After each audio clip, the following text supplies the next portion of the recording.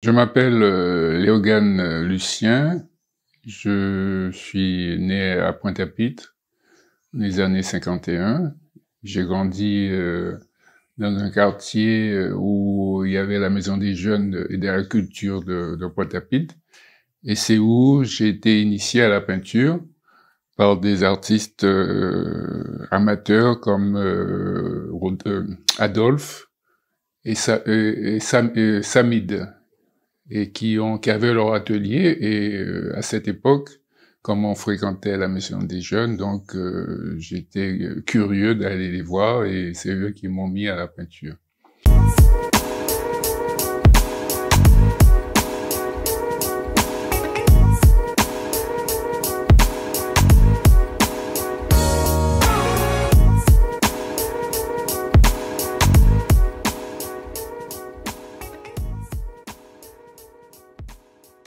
Et du coup, à cette époque aussi, il n'y avait pas les moyens actuels, donc il fallait, comme préparer mes toiles, c'était avec sur des sacs de farine que je trouvais dans la boulangerie d'à côté. Il fallait après aller vendre des bouteilles pour pouvoir acheter mes tubes. Et donc c'est comme ça que j'ai commencé. Et en même temps, j'étais au lycée. Donc, j'ai continué à fréquenter cet atelier de ces artistes. Et arrivé au bac, comme c'est pas par hasard, mais en fait, je me prédestinais pas forcément à aller faire des études d'art plastique. Je voulais être plus prof de PS. Et là, bon, quand j'ai eu le bac, mais je me suis dirigé automatiquement vers les arts plastiques.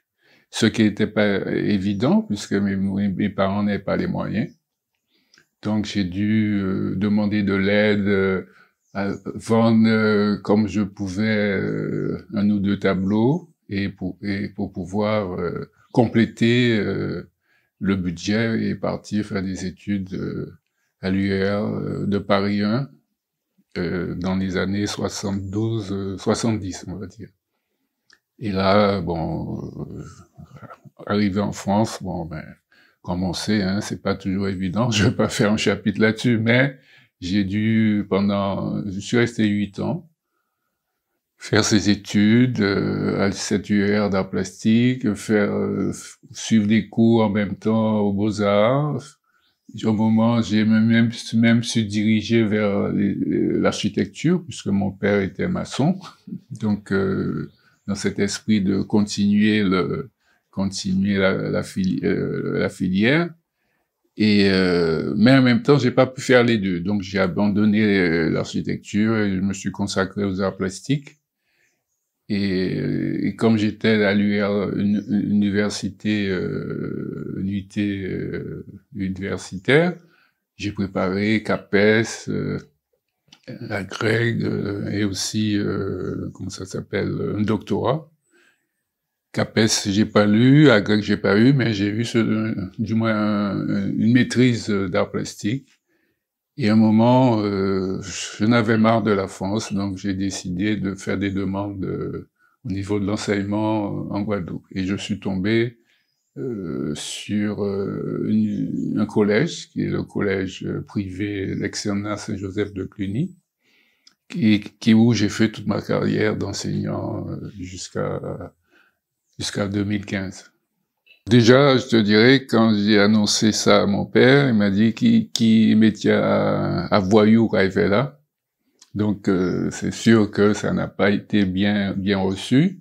J'ai insisté, du moins, je me suis débrouillé, hein, on va dire, je me suis débrouillé, je me suis pas occupé de cela. Et comme je t'ai dit, étant d'une famille modeste, il fallait faire ce qu'il fallait en essayant de trouver de l'aide. Donc ça n'a pas été accueilli favorablement. Ensuite, au niveau au niveau des peintres qui étaient là à l'époque, c'était pas à part Velas. Mais entre-temps, ma chance, c'est je suis né dans un quartier où il y avait des artistes. Bon, ils n'étaient pas, du moins, il y a l'artiste Bocage et un autre artiste, ils sont tous les deux morts, hein, Henri, ça s'appelle Henri, et qui, tu sais, le fait d'être dans ce milieu-là, même si je les fréquentais pas, mais pour moi, c'était un élément, qui impulsait. Après, bon, il y a eu, j'ai connu Rovelas, mais sans le fréquenter. C'est-à-dire, c'est bon. Après, c'est-à-dire qu'au moment où Rovelas était pas connu, mais a fait son apparition, c'est le moment où je partais faire des études. Donc, ça a fait qu'on s'est croisés, et c'est à mon retour que je me suis rapproché de lui, et faire partie de l'école d'art plastique du Lamentin, participer avec lui à des expos que l'Institut franco-caraïbe a organisé dans la Caraïbe, dont on était parti en Louisiane. On a fait plein de trucs ensemble dans ce cadre-là. Et bon, après, bon, connaissant chacun avait son mode de fonctionnement. Bon, là, c'est particulier, hein. Bon, donc, il faisait son chemin, moi, je faisais mon chemin. Et quand il fallait se rencontrer, on se rencontrait, quoi. Donc, je veux dire, quand tu regardes, j'ai pas été influencé par ces artistes que je te citais, Bocage et tout ça, mais comme ils faisaient partie de mon environnement, ça m'a beaucoup influencé. Indigo, au départ, est parti du mécontentement des artistes d'ici. On était parti, je m'appelle, avec l'association Guadeloupe-Cuba, à Cuba. Et finalement, ça s'est mal passé, ou du moins on n'a pas eu tous ceux qu'on nous avait promis là-bas, même si le groupe a fonctionné. Hein, je dis, c'est pas au niveau du groupe, c'est au niveau des relations entre l'association Guadeloupe-Cuba et les organisateurs cubains. Donc à notre tour, on s'est dit non, il faut qu'on se regroupe pour pouvoir impulser aussi quelque chose. Et c'est de là est né Indigo. Bon, c'était pas forcément ces mêmes personnes qui ont fondé Indigo. C'est-à-dire qu'après, tu as eu d'autres personnes comme ce peintre haïtien que je ne me rappelle pas son nom, qui est décédé d'ailleurs. Son nom ne me revient pas. Bon, bref, qui nous a dit, mais pourquoi pas nous réunir et faire un truc ensemble, et en même temps pouvoir faire rayonner notre travail, et aussi élargir à toutes les formes d'expression. Il y avait théâtre, il y avait musique, peinture, sculpture. En fait, c'est de ça c'est né, et après on a choisi un lieu qui était le Fort Fleur d'Épée, et tous les 4 ans ça se passait là. Tous les 4 ans, tous les 2, je ne me rappelle même pas. Bon. Donc le premier Indigo c'était en 95, et là ça a été fait entre nous. On a invité aussi des peintres de Martinique, en fait les premiers, hein. Et après, on s'est dit qu'il faut élargir. On a invité d'autres peintres, comme les peintres de Saint-Domingue, d'Haïti, il y a eu aussi, en fait, de la Caraïbe. Bon. Et la 3e édition, on s'est dit, on va l'ouvrir sur l'international, et on a pu aussi avoir des peintres comme un peintre d'origine haïtienne qui était venu spécialement, et dans ce contexte-là, ça a déclenché un engouement pour tout ce qui était forme d'expression. Je veux dire, chaque année, les gens attendaient Indigo, ou du moins quand ça se produisait. Mais pour des raisons de, comment te dire, il y a eu après des frictions entre nous.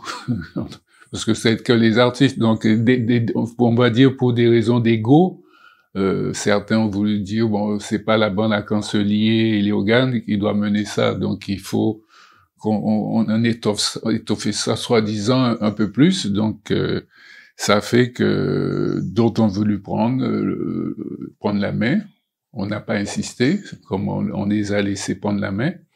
Et ça a duré peut-être 2 ans, 2 fois, et après, bon, Indigo est mort.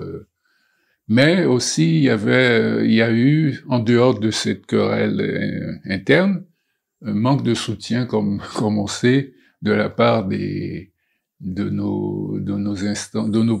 pouvoir, puisque je me rappelle une fois on a été voir le maire du Gosier, à l'époque c'est Gillot, pour lui dire mais aidez-nous, essayez de voir si là vous pouvez pas financer, mais au moins prendre ça pour nous soulager et aussi inclure ça dans votre, par exemple, dans le calendrier de votre fête patronale pour que ça ait un impact plus fort. Donc ça n'a pas été fait. Bon après, on est toujours resté entre artistes et comme je te dis, comme il y avait des frictions, ben ça n'a pas duré et après ça a périclité. Au grand désarroi des autres pays comme Saint-Domingue qui s'étaient beaucoup impliqués là-dedans avec notamment Tolentino qui était une critique de l'époque, une critique d'art de l'époque et qui a regretté puisqu'il disait qu'on avait en main quelque chose de fort et qu'on n'a pas su garder. Donc Indigo c'est passé comme ça, mais c'est un peu dommage puisque c'est dans ce contexte-là aussi que beaucoup d'artistes de la nouvelle génération est né. Je me rappelle, Nankin a commencé là. Comment il s'appelle Nabajot, Péduran, Métura, bon, tu vois, toute cette nouvelle génération est née de là, et qui, donc, si tu veux, c'était un foyer, comment te dire, oui, un foyer de peintres naissants ou d'artistes naissants. Et bon, comme on dit, après on a essayé de reprendre, essayer d'impulser, mais en pensant que d'autres acteurs, comme au moment où il y avait un technicien culturel qui voulait reprendre, mais personne n'a osé jusqu'à présent dire que on va, puisque ça peut marcher, je veux dire, c'est un truc qui peut fonctionner. Donc en gros, hein, parce que si tu veux, il aurait fallu qu'il y ait encore plus d'éléments. Bon, à moi tu me poses des questions plus précises, mais si tu veux, en gros, c'est comme ça s'est passé, ça s'est terminé. À notre grand regret. Ça dit chaque fois, on me rend compte, quand est-ce Indigo, on va dire, mais c'est pas nous, c'est Indigo, le concept est là. Et en plus, si tu veux, il y a un truc aussi qui nous avait beaucoup affecté, c'est qu'il y a des gens qui ont repris le concept Indigo pour le breveter à leur nom. Alors que, tu vois, dans ce côté, on se fait avoir tout le temps, Claudie et moi, ce côté, comment te dire, on n'est pas là pour faire de l'intérêt, c'est-à-dire un côté ouvert, on veut faire en sorte que les gens communiquent et participent pour développer au maximum l'art et aussi promouvoir notre art. Donc il y a eu des gens qui voulaient breveter, donc tu vois, il y a eu peu de polémiques après et qui ont fait que bon, tu sais, ça te dégoûte plus que ça te donne envie de poursuivre. Donc voilà, en gros, le contexte d'Indigo. Et surtout au moment aussi, il y a eu une guerre tellement forte que, tu sais, il y avait Claudie, sa sœur, et il y avait aussi le fils de Simone. Donc on disait c'est le clan cancelier. Donc tout ce qui était clan cancelier était parfois mis à mal. Donc tout ce qu'on faisait était un peu saqué. Donc si eux c'était une guerre. Et après quand on a vu ça, on s'est dit c'est pas la peine, hein, on n'est pas venu pour ça. Donc on a laissé la main à Vital, il y avait Rico Roberto, toute une bande qui avait voulu. Mais il y a un truc aussi qui m'avait aussi un peu enragé, c'est que si tu veux, j'étais un peu délégué de l'UNESCO. Mais les types ont fait en sorte que d'aller faire des recherches sur ce titre que j'avais pour pouvoir me le substituer et se servir de ça pour pouvoir faire des choses. Bon, bref, si tu veux, il y a eu des choses qui étaient parfois un peu dures à accepter. Et bon, à la fin, tu te dis, tu n'es pas venu pour ça et tu laisses tomber, quoi. Voilà, en gros. Sinon, c'était vraiment pour moi une belle expérience et aussi surtout que les gens attendaient Indigo.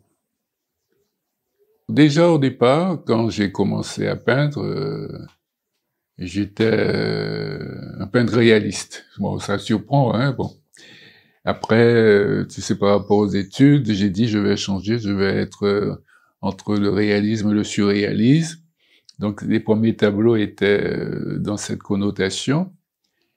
Et je m'appelle une expo que j'avais réalisée à Basse-Terre, puisque j'exposais, je retournais en 80, et mes expos, soit individuelles ou collectives, celle-là c'est une exposition collective, une dame m'avait dit, je comprends pas ce que vous faites et ça n'a aucun rapport. Alors que pour moi, j'étais sûr de mon message, hein, je veux dire, bon. Donc du coup, ça m'a pas contrarié, mais ça m'a donné à réfléchir. Je me dis, tu peux pas vouloir donner un message et que les gens ne comprennent pas. Donc j'ai changé de style et je suis devenu abstrait. Le mot abstrait est vague, hein, on va dire, je suis devenu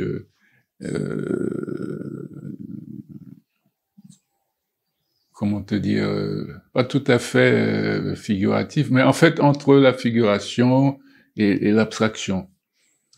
Et en même temps, dans cette période-là, comme je travaillais avec Claudie sur la notion de matière, c'est ce qu'on a créé ensemble avec d'autres, un concept qui s'appelle fibrescence, c'est-à-dire on travaillait les matières végétales qu'on incorporait à la toile. Et c'est de ce concept-là, de fibrescence, qu'est parti, c'est-à-dire que c'est la matière qu'on collait sur la toile qui donnait le tableau. Mais sans pour cela vouloir avoir une démarche de réflexion. En fait, c'était basé sur la spontanéité, la gestuelle, et aussi s'ouvrir vers un monde imaginaire. Et donc on a fait ce travail pendant plusieurs années, hein, et jusqu'à la fin où d'autres sont venus rentrer dedans. Donc et là c'était le groupe qu'on a fondé qui s'appelle Kukara, où il y avait d'autres artistes, des sculpteurs et tout ça, qui ont essayé aussi de poursuivre. Mais ce qui nous dérangeait, c'est que les gens qui rentraient avec nous ne nous apportaient pas, c'est-à-dire ils venaient prendre ce que nous on faisait, mais sans pour cela ouvrir le champ d'investigation pour que ce soit un peu plus riche pour tout le monde. Donc ça a été comme ça pendant quelques années, et après, on a abandonné. L'association est toujours là, hein, mais bon, on se manifeste plus, puisqu'on faisait des expos, on faisait des voyages. Il y avait toute une ambiance pour promouvoir l'art d'ici ou l'art caribéen en général. Et après, même moi, j'ai abandonné cette notion de matière. Bon, abandonné. C'est-à-dire que je l'ai mis un peu en retrait et l'exploiter autrement, dans le contexte un peu plus ouvert, j'aime pas le mot global, mais oui, un peu plus ouvert, plus subtil, on dira, de la nature, puisque je travaille pour moi sur les notions de nature, les éléments de la nature. Tu vois, c'est comme là, ma série de bleus, c'est un appel à l'élément air, à l'élément eau. Bon, après, je vais faire une série sur l'élément terre, tu vois, et le feu. Donc, je suis plus actuellement dans cette exploration de ce monde des éléments de notre nature que je trouve extraordinaire. C'est-à-dire, nous pas dire, bon, on va dire que c'est du chauvinisme, mais notre nature est belle et je trouve parfois on prend pas assez le temps de s'en imprégner et d'être en contact avec. Et c'est ça que j'essaie de faire ressortir dans mon travail. Bon, je fais un peu de sculpture, par exemple, c'est comme là, depuis quelque temps, je ramasse des pierres et que je sculpte, mais toujours de manière particulière, puisque c'est pas la sculpture avec des ciseaux, c'est la sculpture avec des limes. Tu vois, je lime et je donne des formes et je laisse la matière minérale, me donner sa forme. Je lui impose pas une forme, c'est elle qui me donne sa forme. Comme aussi dans la peinture, c'est la couleur qui me donne l'image, si tu veux, ou la forme du tableau. En gros, je n'ai pas dit c'est particulier, mais c'est moi, c'est mon univers que j'essaie de retransmettre de cette manière. La politique culturelle n'existe pas, puisque pour moi, c'est des tentatives, mais qui sont qui n'ont pas de suite ou qui n'ont pas d'aboutissement. Chacun, bon, regarde, chacun arrive et il veut faire des choses, on fait, mais en même temps, il y a pas de suivi, il y a pas de cohérence. Et souvent, on a l'impression que ça les intéresse pas. Pour moi, c'est ça, et je vais jamais oublier ça. Je connaissais Larifla à l'époque, et j'avais été le voir personnellement pour lui dire, bon, en tant que président du, je sais pas, conseil régional départemental, est-ce que il peut aider de manière plus convaincante la culture? Tu sais ce que le type m'a dit? Il m'a dit la culture n'est pas rentable. Donc depuis ce jour-là, j'ai tout compris.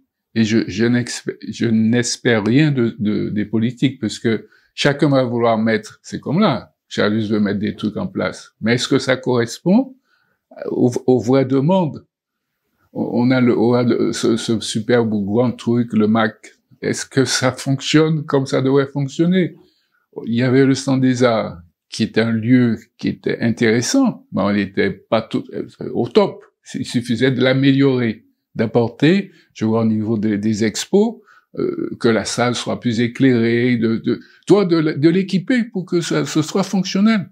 On a voulu l'agrandir, et mais maintenant, c'est une friche.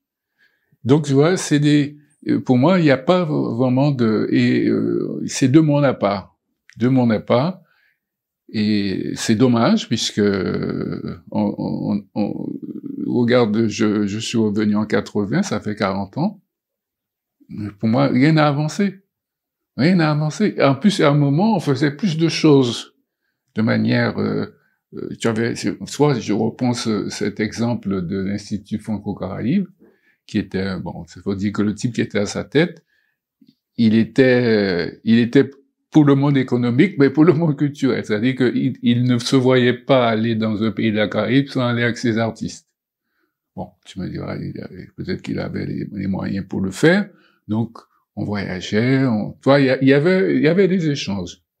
Mais maintenant, où est l'échange?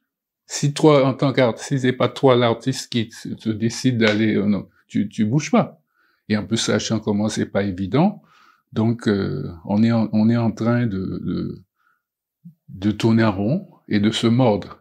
Parce que finalement, dans le contexte, regarde depuis, on était peu d'artistes, et maintenant, il y a flopé d'artistes, et dans les flopés d'artistes, comme tout artiste, tu as envie d'être reconnu. Donc, on est en train, c'est chacun qui a bataillé, chacun qui a mis tes pieds ici, tête à l'autre là. En fait, c'est comme on est dans un gouffre, et on essaie de s'en sortir. Donc, c'est celui qui est ni plus hargne, ou qui puisse arrogant, je sais pas comment l'appeler, qui arrive, et en plus, dans notre contexte-là, tu as des gens de l'extérieur qui viennent, et qui veulent aussi avoir leur place, et qui ont leur place, puisqu'il y a un problème de réseau, qui fait que, bon, tu as, il y a des métros qui gagnent leur vie bien avec la peinture ici. Comment ça se fait? Et nous, on l'a nouillé. Donc, c'est un peu bon, je dirais pas décevant, hein, mais en fait, après, c'est, quand tu as vu tout ça, tu es obligé de, soit, comme notre génération, Claudie et moi, se mettre en retrait, et parfois même mourir, puisque, regarde, Claudie ne peint plus, moi, j'essaie de tenir avec ça. Bon, tu me diras, je suis pas de peindre, il faut aussi le montrer. Ou aller à la bataille, mais quelle bataille? C'est toujours le même truc. Tu te bats contre qui, pour qui? Contre toi, tu es dans une interrogation perpétuelle. Et aussi, il faut qu'on arrive bon, peut-être qu'il faut qu'on arrive, nous, à savoir s'unir, à savoir travailler ensemble, mais tu vois, on rentre dans un jeu politique, pas politique, mais oui, oui, c'est politique, puisque on a toujours fait en sorte de nous désunir. Donc, ça arrange beaucoup de monde.